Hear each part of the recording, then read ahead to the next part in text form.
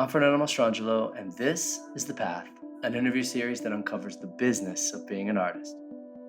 People don't like to think of art as a business. And you know what? I get it. It kind of kills the romance of it. But that's not really realistic anymore. We're trying to grow. We're asking new sets of questions. We're using social media to expand our audience and even get new clients. So we're going to uncover some of the mysteries and strategies behind some of the most successful people in the field today. I want to share those with you so you can really see what it takes to build a successful studio.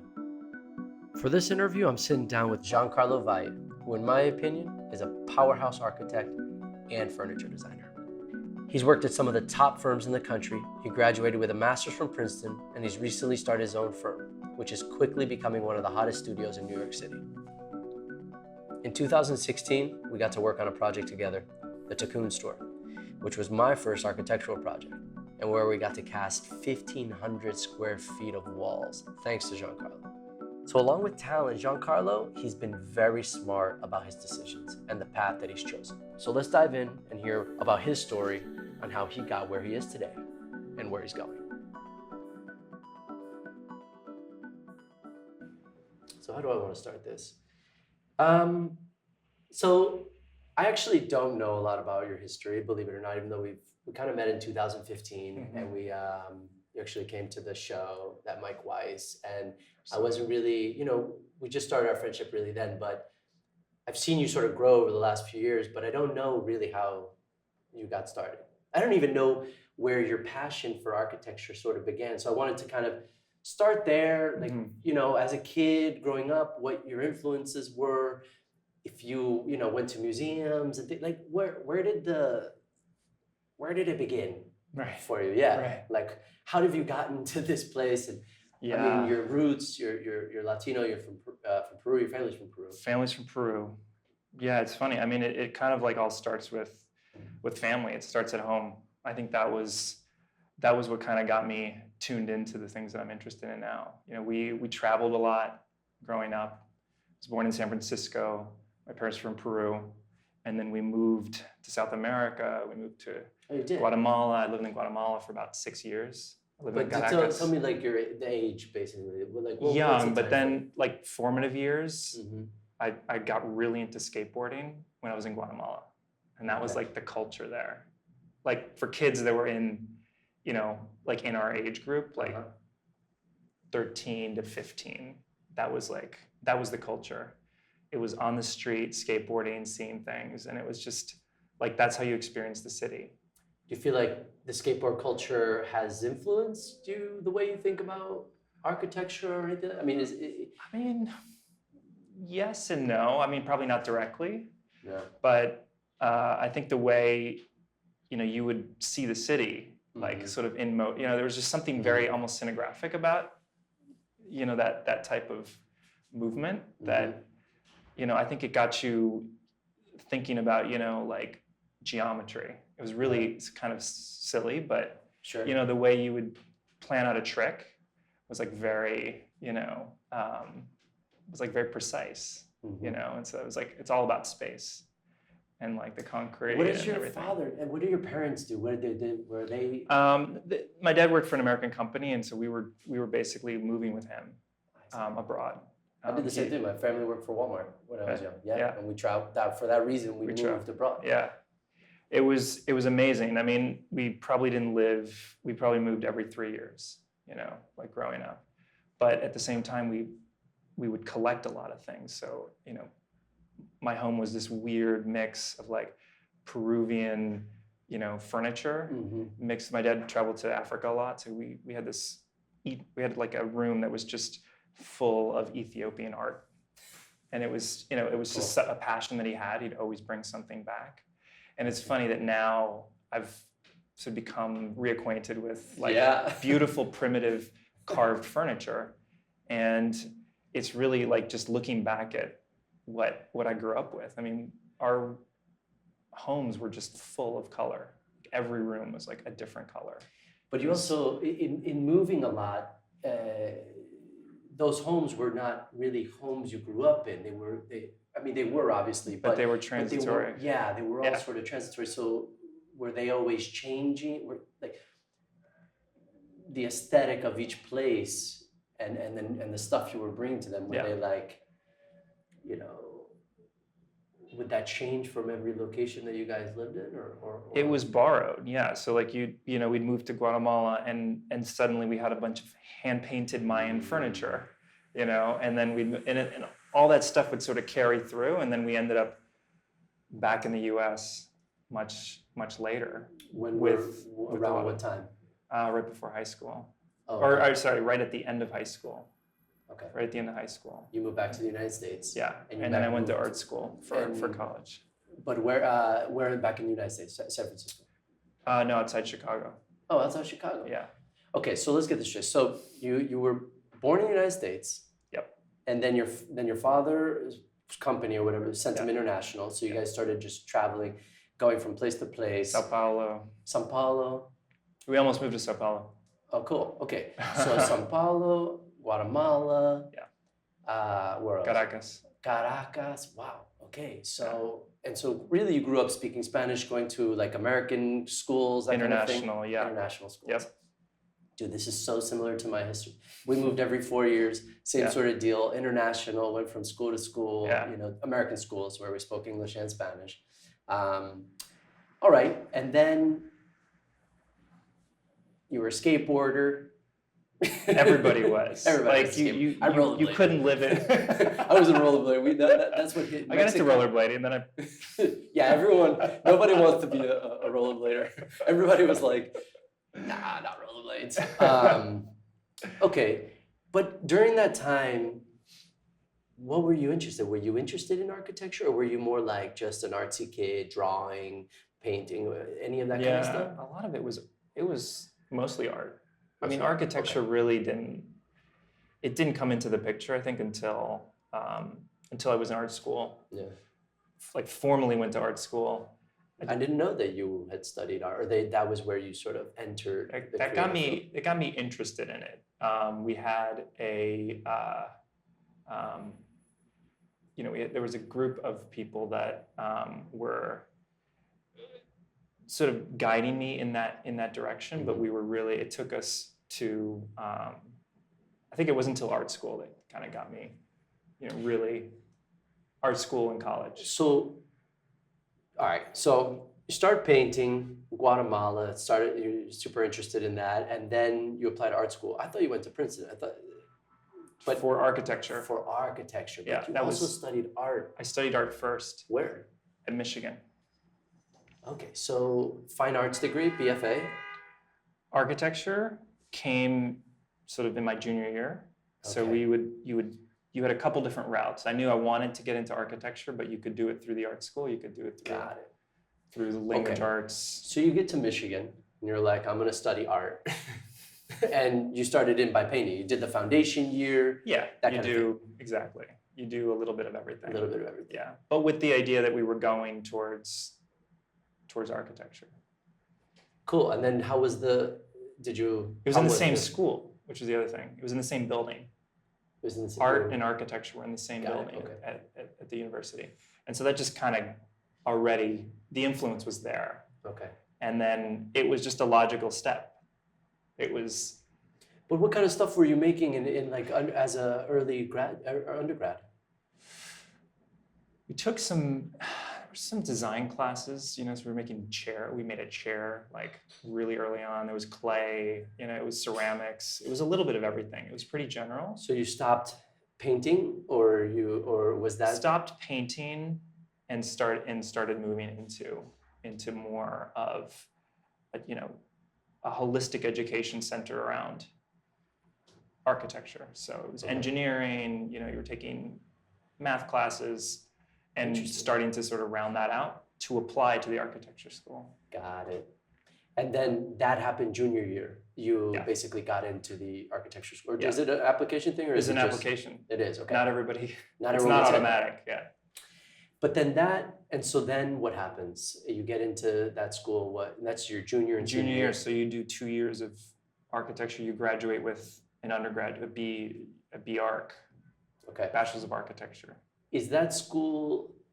You chose that school for a reason, for a particular reason, or was it that chose that school for a reason. I chose it because I thought that they had, first of all, I love the idea that they were all under one roof. I knew that eventually I might be interested in architecture and that I had that opportunity to really bring the two together. And it had a great reputation at the time. The reason, part of the reason I'm asking is because I think oftentimes like choosing the right schools right from the beginning kind of helps set your path a bit, you know? Right. I knew more so for me was graduate school. I think that that's really when, you know, if you make the right decision, it can really set your path in a particular way. Yeah. And so at least like, you know, knowing that going into selecting a school becomes like kind of crucial right at the beginning, you know?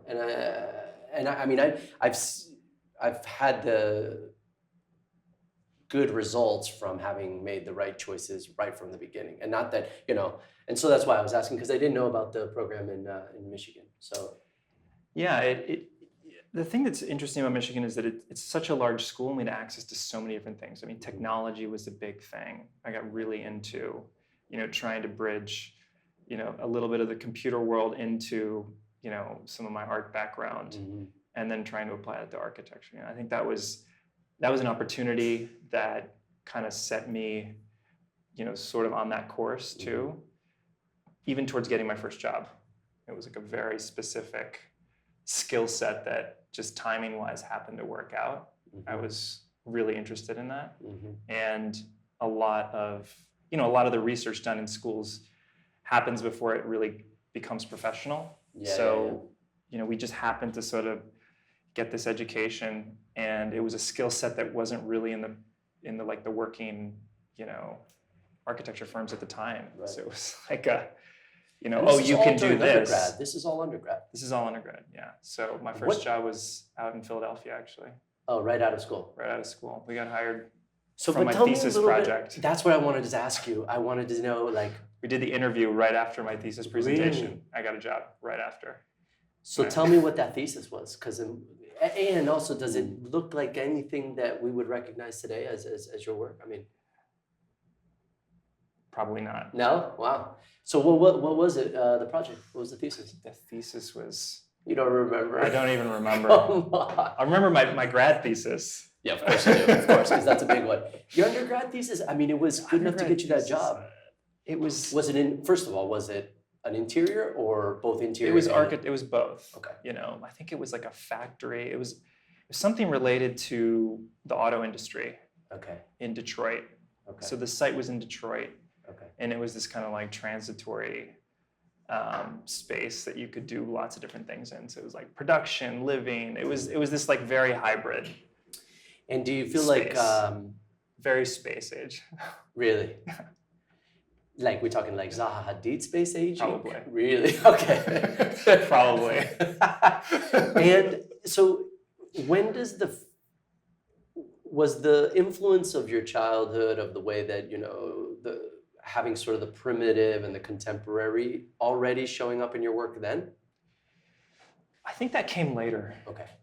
I think in a way it was probably my rediscovery of interiors that kind of got me looking a lot at my own history. I see. That really pulled, you know, sort of pulled at that Yeah. and bringing that into, you know, my interests. Because obviously, you know, the way we lived is, you know, when we were a family, it was totally different. But there's things that just stick with you, and you know, they just sort of become part of your memory. All right, so you get this great job after school. Is it a great job? Was it Amazing. an amazing job? What was the firm? Kieran Timberlake. Okay. So were you like, this is it? Like I just got my BFA, or I just graduated with my undergrad. I got this amazing job right out of school. Mm-hmm. You moved to Philly Moved to Philly. by yourself. You're still single. at Moved this to point. Philly with my best friend who also was in the architecture program. We both got the same job. Same job. Amazing. So we moved together, you know, start the job the same day. Crazy. And wow. you know, we're just loving it because it's in Philly. It's a cool city. Cool city, and inexpensive. So you're probably making, you cool- know, you're doing yeah. it. Yeah. Awesome. It worked out really well. How long did you work there? I had I was really planning to be there a few years before I applied. So it was a job to gain experience to apply for my master's. That was always the course. At that point, I knew that I wanted to go into architecture, and that, you know, to be able to, you know, take that next step, I had to get the MArch, the master's. So this was to get to the East Coast, get oriented, sort of understand what the schools were like out here, Right. and then just get the job experience. So.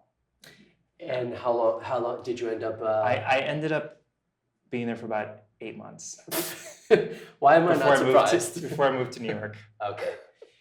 I originally applied to New York. So what you did? Okay. So I what happened? had an in that time? internship. Took an internship with Peter Eisenman in like 2003 when I was still in school. We lived like almost in dorm type living. A couple friends of mine from school, and I knew I wanted to be graduate school at that point, or is this undergraduate. Undergrad still? Yeah. Oh wow. So Yeah. you had the internship during In New undergrad York. in New York. Got it. And I really wanted to be in New York, Okay. but I didn't get a job in New York. And why did you want to be in New York so bad? I loved the energy. Okay. It also just had all the architects that we studied were practicing here. Okay. So, you know, everything was here, but Philly was the closest I could get. Yeah. So I started there. Right. But it was great. It was a great experience. Yeah, but 8 months. Yeah. So you knew. So right away, you're kind of like, okay, like this is great, but you already have your vision, your sights set on something else. Then what happens? 8 months, you move to New York. Moved to New York and get a job with Shop Architects. Oh, you did. Okay, that was the first. Okay. Yeah, they got me like my first job in New York, and it was amazing. The timing was incredible. They do great work. Yeah. Incredible office, and yeah, we just kind of rode it. And how long did you work at Shop? So I was there for about a year and a half. Okay. So I sort of finished my 2-year stint Learning before I applied to grad school. Got it. Yeah. All right. So you worked there. You got all this experience and 2 really good firms under your belt right away. Yeah. Like straight out of school. Why did you choose to go to Princeton then? Well, I applied to other schools, bigger schools, Columbia, which was a big school, Okay. GSD at Harvard, which was a big school, and Yale, which was like medium-sized school, and then Princeton. And those are sort of the top architecture schools in the country, essentially. they're concentrated with a lot of similar design philosophies, and I knew there were people at those different schools which I, you know, wanted to study with, study under, and you know, it really just came down to the fit, and also proximity to the city. That was important to me. Yeah. And Princeton, without being in the city, Princeton was the closest. Yeah, tell me a little bit. I've never been to the campus. Yeah. Is it what you sort of imagine? This sort of beautiful landscape. It's idyllic. It really is. I think even as an undergraduate, to go to school there, it just fosters scholarship. Yeah. Like you can get lost there and just study. Yeah. And it's like the perfect environment for that. How do you get into the school? How did you? Did you apply? You had to apply obviously with a portfolio. It's a portfolio. I think there's an essay, and then I think there's a standard test. You know, like the grad school. Okay. SAT. 2-year program or 3 years or what's It was a 2-year program for me because I had studied architecture before. Okay. It's typically 3 years. And so you get to Princeton. You already have a little bit of work experience on your back. And what is it like? Like what are the class? I mean, did you get to meet and work with the professors that you? The classes were really small. So our class was 12.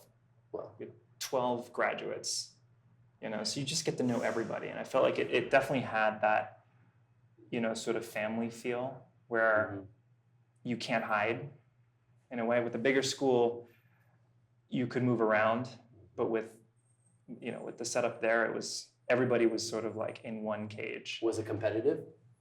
I think it was collaborative. I mean, but there's always that competitive edge which kind of pushes you, that like healthy competition which kind of gets you out of your comfort zone to sort of, get you to do the great work Yeah, that to you want push to do. it, to push, yeah. So I think it was that perfect balance. And then the attention and proximity to the professors was great. They were so committed to teaching. Yeah. And that's, I think, the thing about Princeton is that a lot of the people there went on to be scholars and stay in sort of the academic institution. So there was very much an emphasis on teaching teachers. It was this sort of education-heavy, history-heavy design. Design was a component of it, but it was more about the history and the theory of architecture than the application. But you practicing. did get down to business, though. You guys started to that's what I think. Working for an architect or just getting that work experience was for. This was kind of the opposite. Really? Yeah, went to school to do nothing about just to what we think had done about before. architecture, or what? Just to think. Yeah, you spent 2 years thinking. Wow. Yeah.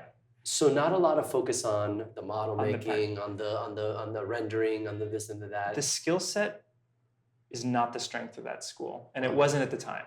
I mean, that changes, from dean and current that can move. What were you got? Well, if you had to sort of have a sort of thesis of the Princeton sort of way of thinking about design, or what would that be? Or I'd say it's probably argument building. There was an emphasis on presenting your projects, thinking through the arguments, and creating a really logical and sort of tight narrative for your work. So it's a story. It's a story. I think architecture is storytelling to some degree. Yeah. And it involves so many different aspects of design and memory, your relationship to a building, to a space, to a city, to an object. And that was it was about sort of navigating that and finding your voice within that larger landscape. And were you frustrated at all with having had work experience to then just go to a sounds like a very conceptual program? Did you say did it feel like, was it exactly what you wanted out of your graduate experience, or was it something you were like, wow, this is like you've changed as an architect in the way you're thinking based on the way the program has sort of moved? I would say it was, that part of my education was always a hole. And I felt like Princeton filled that. I had a lot of work experience. I'd, gone to art school. I felt comfortable with the craft, and the execution of it. But to me, to bring the thing 360 in terms of, the historical arc, the conversation, because I think design too is about that conversation historically between styles, between objects and buildings. I think it has to be conversational. There's this sort of give and take. And I think with that education, with the emphasis at that school, it was about almost closing that loop a little bit. And then all right, so you're going through graduate school and you have to end up doing your thesis, obviously. This is your big momentous sort of presentation of who you are now at this point in your life or as an architect. And well, what was that project? My thesis was on excess space, which is a kind of a funny phenomenon in architecture, because architecture is calculated precisely. It's about efficiency, which is kind of the opposite of excess. Like excess doesn't exist traditionally in architecture. It's always been about, the definition of things that are quantifiable. And excess as a concept was never a quantifiable idea. So the thesis was to sort of challenge excess as a thing that didn't really exist within architecture, to bring it in and quantify and say that excess space has value. It can't be monetized in the same way that, a floor plate, ratio can. Yeah. In the way you calculate efficiency in a building. It's almost like, if I'm interpreting it, so the space where it doesn't have to have a particular functionality to it, it's just a space to feel in, to be in, to sort of engage with. Okay. Cool. And then you build a project So around you this? exactly you take the emphasis there was to take that concept and apply it to a design problem. So in my case, I chose the American school system, which was Cool. Okay. basically all calculated that way. So the way you calculate grades is by efficiency and standardization. The American education system is all about standardization, and this was about sort of pulling that idea apart a little bit and creating these gaps and these spaces that couldn't necessarily be quantified, but they were just as important as a place for learning. So the school was almost like we took all the classrooms, separated them all, and created these courtyards in between. So you could move between buildings. They were almost like these isolated buildings that were connected by this common space that had no, it wasn't a classroom, but it wasn't something outside. It was this in-between space, which I was calling excess space, but really, had a tremendous value. You learn as much outside of the classroom as you do in today. And it was sort of assigning value to a space that doesn't normally have. How was that received? It's a discussion. It was, okay. People agreed with it, people disagreed with it, Yeah, and that's all you can. As Yeah. long as you have a great discussion, I think that's successful. And there was an intense sort of critique, crit, like as Yeah. it's a critique. It's a crit, yeah. And you sit down, and everyone. Wow. So so then this is what you launch into the world with, really. Like, I mean, you had obviously your experience. You go to grad school. You It's get a this theoretical project. Yeah. Yeah. And then what happens? Then you're like, all right, now I'm ready to go out into the world. I mean, and pursue your architecture. And pursue architecture. Essentially. While I was living in New York before grad school, I got to know a couple young, emerging fashion designers in the city. We were all part of the same circle of friends, and they were at a point in their career where they were starting to open stores, open showrooms, and I had an opportunity to work on a couple projects while I was in school. Your graduate school, while in grad school. While in grad school, actually one project that almost derailed my your career. It may have delayed my education a little bit, but I decided to do it while I was in school. Cool. And then a couple projects that came after. So I was working. You were working independently, through yeah. Cool. And so I was able to do a couple projects that were great because there were people that wanted to take some risks. They hadn't established their brand yet, and I loved to sort of work with people that had strong personalities. Which stores were they with? Which? So I worked with a couple friends on a store in LA for Philip Lim. It's his second store, and then worked on a showroom for Jason Wu, and then another showroom for Takun. Right.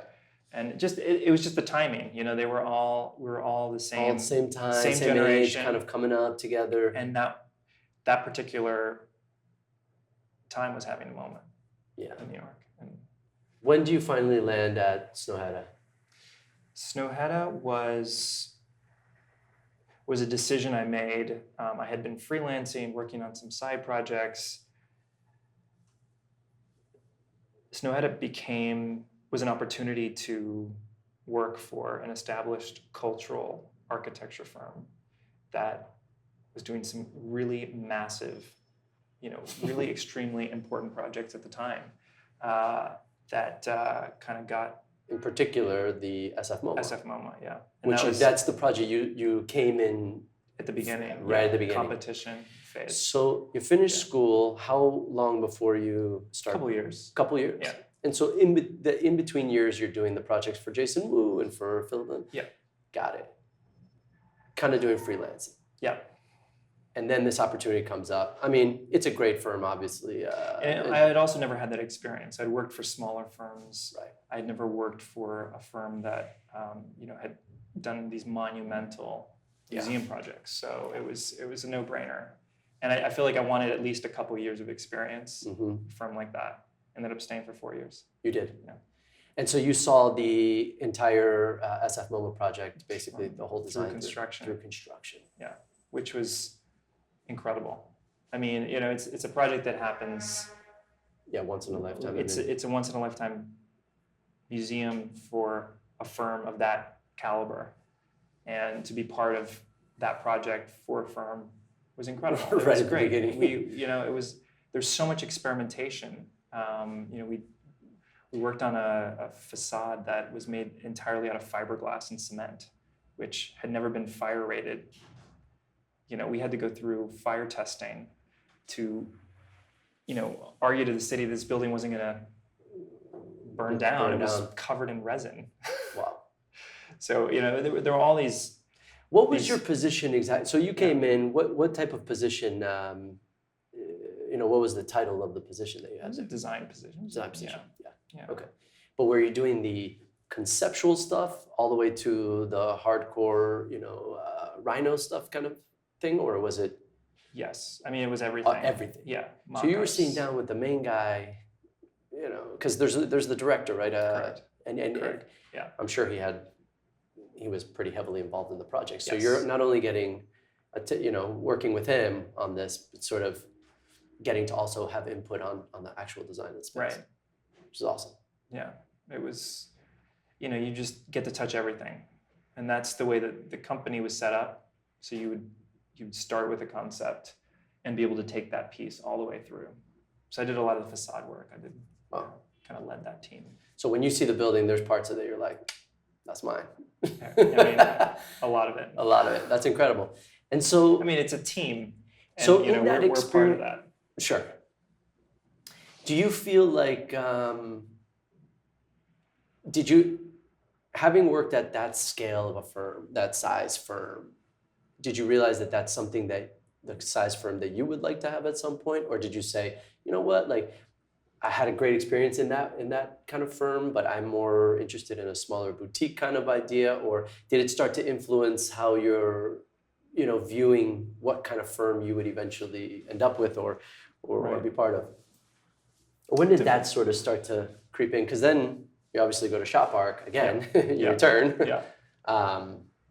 I knew I wanted to be, more personal with the work and get it in a scale that I think we could influence more and do more of the storytelling. Mm-hmm. That being said, I would still love to work on a museum project. You do, right. But a lot of the architects and designers that I look at started with homes, started with, much smaller projects and sort of, cut their teeth there and sort of scale those concepts up. Mm-hmm. I kind of want to do a little bit of the reverse and sort of start with a big project under my belt, then go down and scale and then start to come back. That's Just to be able to have that confidence to deliver a project at that scale and then again, bring it up. I mean, that just sort of happened though. It wasn't that you or was that part of your, did you intentionally do it this way, or was this something that just sort of Some of it's timing. Some of it was timing, yeah. Some of it, I think there's a fair amount of timing and kind of luck. Just being there at the right time. Right. That sort of puts you on a path. Yeah. So then the decision why did you leave Snowhead after 4 years? Were you just like, I feel like I accomplished a different this building? experience. Yeah. And you applied to, or a position came up at Shop. We had always been talking about working together again, and it was the timing was right, to have a bigger role. If I remember correctly, you wanted to come in and sort of really work on the interiors projects for Shop. That was like where you were starting to get interested. You had done this big, huge project, seen it all the way through, cut your teeth quite literally on that project, and then you come back and want to sort of lead a team at Shop. Yeah. That was the sort of intention. That was the intention. Yeah. And so then, tell me a little bit. I mean, that's at the point kind of where we met. We met in 2015. Yeah. How long had you been at Shop at that point? Maybe half a year. Oh, okay. So you're fairly I new. was at Shop for about a year and a half before, really getting, an opportunity to work on a home project that Mm-hmm.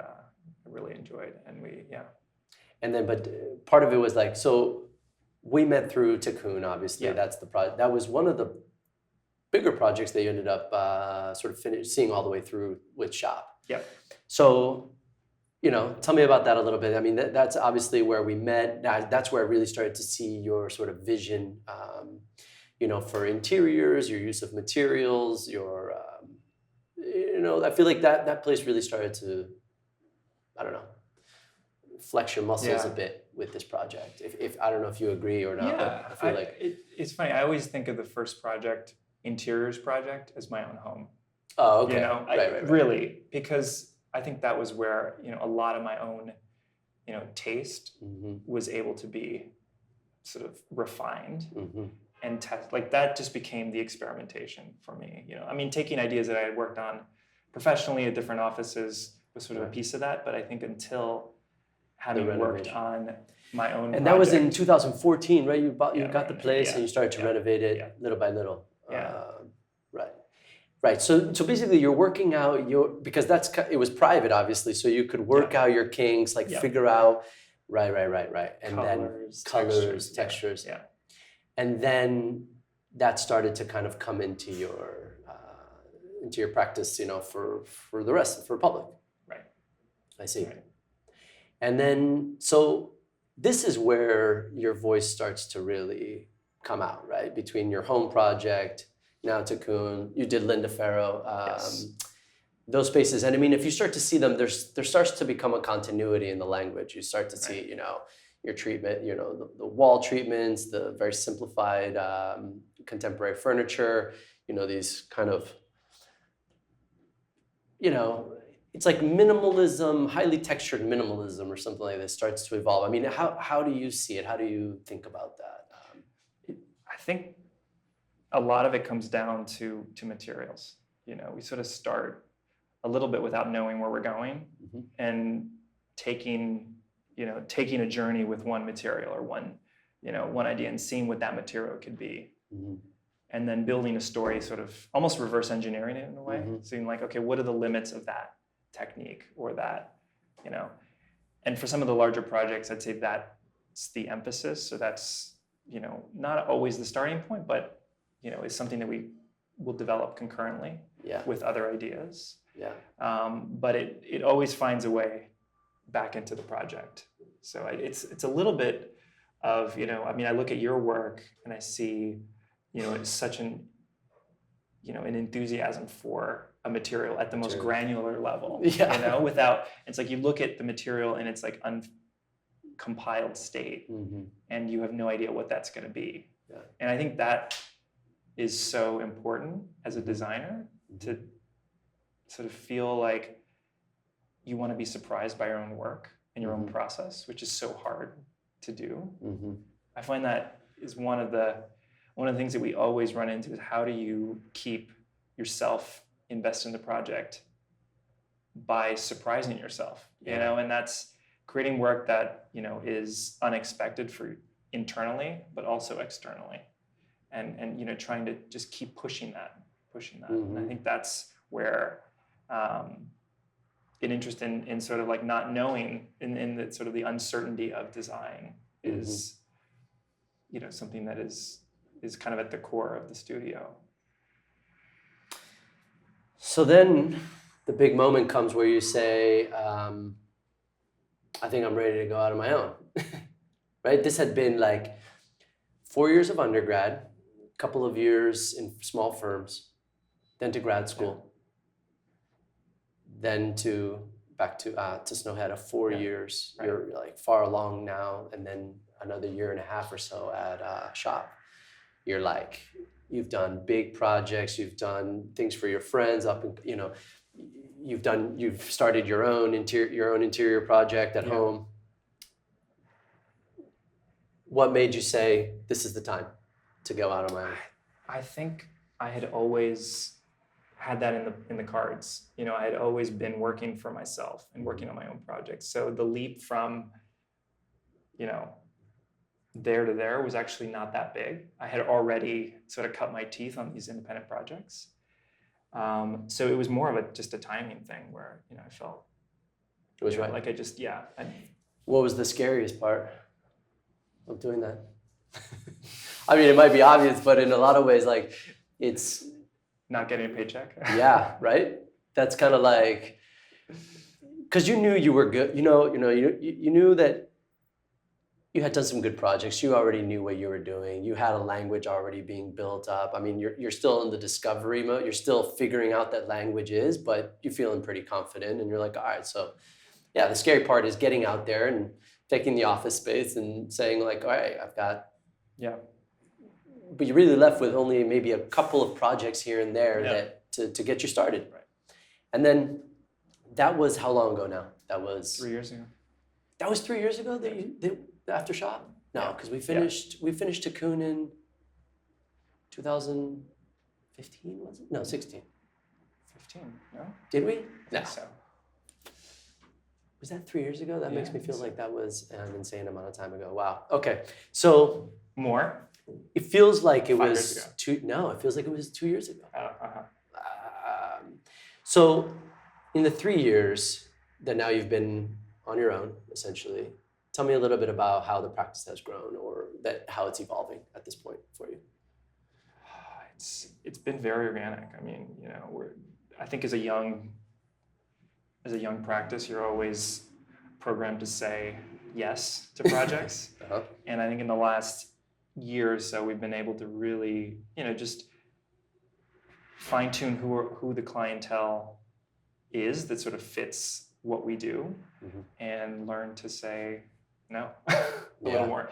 I mean, to get to that stage obviously takes a while, but I feel like I've been doing it for like 10 years. Yeah. So for me, even though we're like fairly young, we're actually not in terms of the way I've sort of set up the office. Yeah, I know a lot of times, often people I think that it's just like, oh, you start your firm and all of a sudden, you're getting these big clients, but it's taken many years. Right. And It's 10 years in the making. 10 years in the making to More. become the emerging designer or interior or architect, which is always funny. I mean, I've had a similar trajectory. It took me really 10 years, almost exactly the same amount of time to just finally feel that, I had a practice. Right. You know what I mean? And so it's been organic. You had a couple of clients as you left that kind of helped get the ball rolling a little bit. And then now you're not only doing architecture, but you're also now started a furniture line. I think the turning point was really the furniture, and it's something that you got me into, is to really create work that doesn't have a client. Yeah. And that was extremely liberating. And you battled with it though. I remember we had a lot of conversations about it, and you were like, well, it's not intuitive to my industry. Right, which is strange because your language in particular very much lends itself, and I think it's probably because of your past. You were interested in art, you're interested in objects. Your father had objects in the house that you guys were always relating to in some manner. The travel, all that stuff opens you up to. Like for me, it felt natural just seeing how you designed an interior that you would be making furniture. It just seemed like, because of also your understanding of materials, I think, and that knowledge obviously leads you to, three-dimensional objects. Yeah. I mean, it was the next step. It was going from a space to the pieces that fill that space, and now back to architecture. And that, to me, that's the trajectory. And to be able to do that as a studio, to be able to have all those pieces just seems inevitable. Like we were always going to go down that path. The question was like when and how, but now we're doing all of it. And nothing is sort of off limits at this point. Right. And we're taking on a lot of different kind of projects now. And how do you see the business side of furniture for you? Like we've talked about it a lot, obviously, in the past, but you see it now as something that you will eventually have a showroom for your furniture, or is it going to be something that you just do for your clients? I think the goal is to continue to develop. I mean, we have a showroom now, but to really develop it into more of an immersive environment where it's interiors, furniture, objects, all in one space. But will the furniture be able to be sold as a separate entity, or is it like come to the firm, have us do your interior, and you also get the furniture, or is it? Some clients are looking for that. Yeah. Some clients are just interested in the furniture, and some are just interested in the interiors and the design work. So cool. It really it's a broader sort of approach. Approach. But I think it helps us when one project. It sort of helps with the scheduling and all of the sort of the staffing. How so? Having multiple projects, some that can run on their own schedule, some that are faster, some that are slower, and being able to fit people into that workflow. And so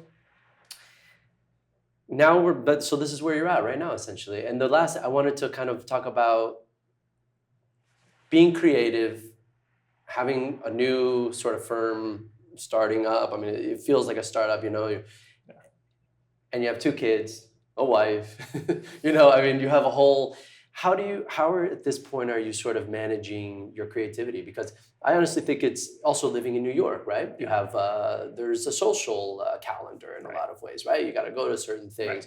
Right. But then also just getting creative time to be like, how do you get time to think about your projects? Right. And not doing it just in front of an audience here where people are, they're there with you, like where do you get that space to really be creative at this point? And how are you managing that part? Well, I mean, some people say it's like the craziest time to be starting an office, not starting an office, but to have, a young office with a full family. But I actually found that the schedule, having the routine, gets you just dialed in a way that I'd never been before. So I actually think I'm more creative now than I was before. Because you have that. You have to be creative at a certain time. Yeah, in a way. I talk about this all the time. I feel similar, like because now the studio's grown to a point where I don't have a lot of time on my own. Right. If I'm in the office and Chris or I, we're talking about a project, I just have to go into my mind at that moment. It's like, we got to think about this project right now. Right now, yeah. And there's no time. The 10 years that you spend learning and doing all these, that becomes sort of like your arsenal all of a sudden. And then you're just able to be in a space and be creative, like on the fly. Yeah. And you don't have to, because you know yourself well enough at this point, right? You know that you can make instinctual decisions as a creative without questioning it the way you would have maybe 5-10 years ago. Right. I mean, that's the way it gets a little easier. It gets easier. Yeah. It becomes more intuitive. I think that the intuition has really come into play in like the last, 3+ years, where, you don't have to labor over it. Right. The idea is your bike ride to work can be, you can have a brilliant idea and you're like, cool, this is what we're going to do. Yeah. And it's interesting. It's nice because I don't have the family part yet, but that I still feel like, being creative in New York, you have to find a way to survive the insanity. Yeah. The stuff that's coming at you all the time. And then, of course, just filter the logistics, right? Accounting, this, taxes, people, blah, blah, blah, building office space, which, you're looking for new office space. Just things like this that, so I guess, part of it is becoming so in tune with your language and your work that you don't need to labor over it the way you used to. Yeah. I think that's cool because I hadn't, we've never talked about that actually. Yeah. But I've been curious, because you just had a new baby and it's like, every time I saw you for the last few months, you're always like, yeah, we got a new kid, it's intense. Yeah. But I like that, if you can schedule your life in a way that is regimented and you say, okay, like this is my work hours and when I get creative and can sort of survive it. Yeah. I mean, you have these pockets, right, where you have downtime and then it just becomes this burst where creativity. Yeah, you know, like even at night. I feel like at night in the mornings, it's like it's kind of quiet still. Not everybody's up, and you just have this moment. That's what you do. know. Yeah. Cool, man. Look, thank you so much. Thank you. It was awesome. Yeah, I got now I got such a visual narrative of This your was arc. awesome. Yeah. This was fun. Thanks, bro. Thank you. Yeah.